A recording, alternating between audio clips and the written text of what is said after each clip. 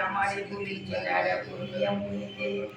লজ্জা দ্বিগুণ যত রমণীর আছে খনি সুখের লাগি বর্জন করিছে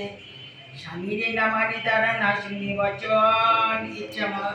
ইচ্ছা মতো হিতা সেতা করিছে ভ্রমণ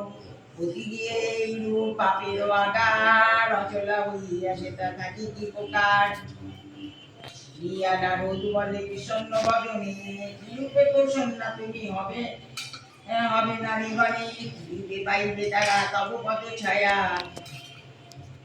ও গো দয়াময়ী তুমি না করিলে দয়া নারদের বাক্যে লক্ষ্মী প্রসন্ন হইলা আশ্বাস দাঁড়িয়ে তারে বিদায় করিলা অতঃপর লক্ষ্মী মাতা বলে নারায়ণী মতে কামনি শুনিয়া লক্ষ্মীর কথা বলে নারায়ণ শ্রী দেবী শ্রী কর্ম আমি যা বলি তা সেই দেখো মনে তারা তুমি যাও লক্ষ্মী চোখে চরণে নারায়ণ বাক্যে লক্ষ্মী আনন্দিত হয় লক্ষ্মী চোখে চারিতে তারা নামে যায় বিদ্যা ব্রাহ্মণী নির্দেশে কমিতে লাগিল সহসা অরণ্যে বিদ্যারে দেখিল বিদ্যারে দেখিয়া লক্ষ্মী জিজ্ঞাসিল তারে কে বা তুমি কি কারণে এসেছে বান্তরে বিদ্যা বলে আমি অতি অভাগিনী একে একে বিদ্যা বলে দুঃখের কাহিনী লক্ষ্মী বলে গিয়ে পিড়ি করো লক্ষ্মীগত গুরুবারে সন্ধ্যাকালে লয় বধূ যত উপদেশ দিয়া লক্ষ্মী হইল অদর্শন গিয়ে পিড়ি করে বিদ্যা করে লক্ষ্মীর পূজন লক্ষ্মীর কৃপায় তার দুঃখ দূর হয় ধনেশ্ব পূর্ণ হলো তার আলয় পুনরায় গিয়ে লক্ষ্মী ঘরে আগমন হইল বিদ্যার গিয়ে শান্তি নিকেতন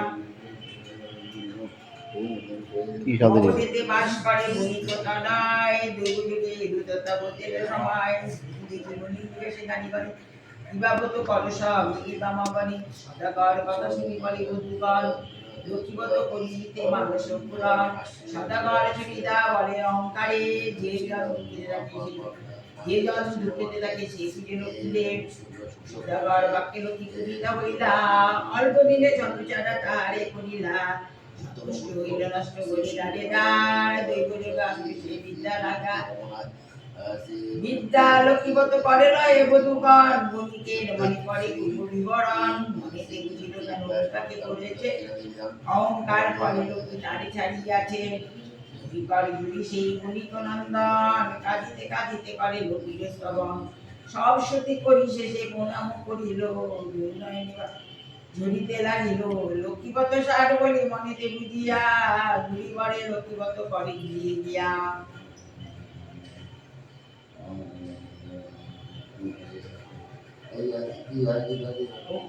ঘিয়ের বাকি দিতে হয় আজকে লক্ষ্মীর কি পায় তার ঐশ্বর্য বাড়িল লক্ষ্মীর কি পায় তার ঐশ্বর্য বাড়িল লক্ষ্মীর কি পায় তার ঐশ্বর্য বাড়িল লক্ষ্মীগত দানা দামে প্রচার হইল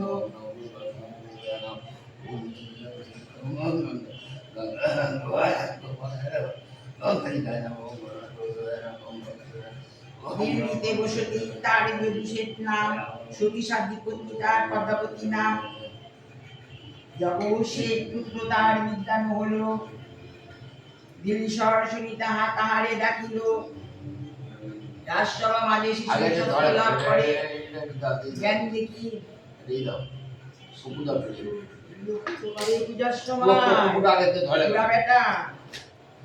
পূজার সময় দেখি বিরক্ত করে প্রতিদিন দেখ তোমার পূজার সময় আমি বিঘ্ন করে দিব পাগল না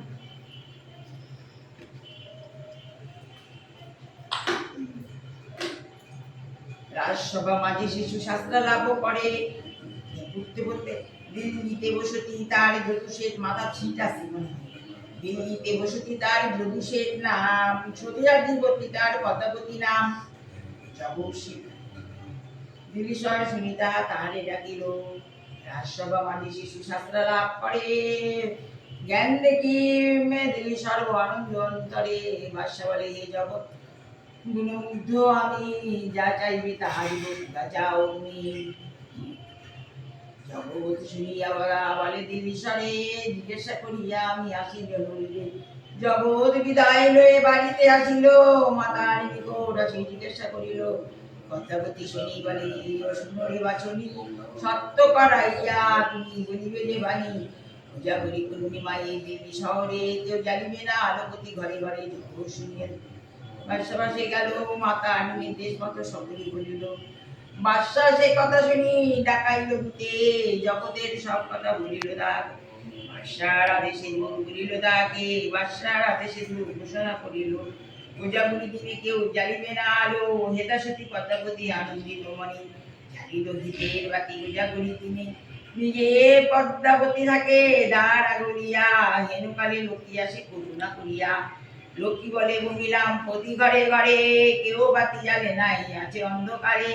শুনো শুনো বলি তোমা পদ্মাবতী সতী, তোমার ভবনে আজ করিব বসতি। দ্বার জারি দাও তুমি দিও মাঝে যাব, বসিয়া তোমার দিয়ে বিশ্রাম লভিব। পদ্মা পায়ে করো জোরে এসেছে যখন, একসত্য মোর পাশে করো মা এখন। লক্ষ্মী বলে ও গো পদ্মা, কি বা তুমি চাও, অবশ্য পুরাবো বাঞ্ছা আমারই জানাও। পদ্মা বলে যতক্ষণ না আসি ফিরিয়া, ততক্ষণ রবে তা অচলা হইয়া। সত্য করাইয়া পদ্মা গঙ্গা জলে গেল, গঙ্গা জলে পদ্মাবতী প্রাণ ত্যাগিল। জগতের গিয়ে কি সূর্যবন্ত হয়ে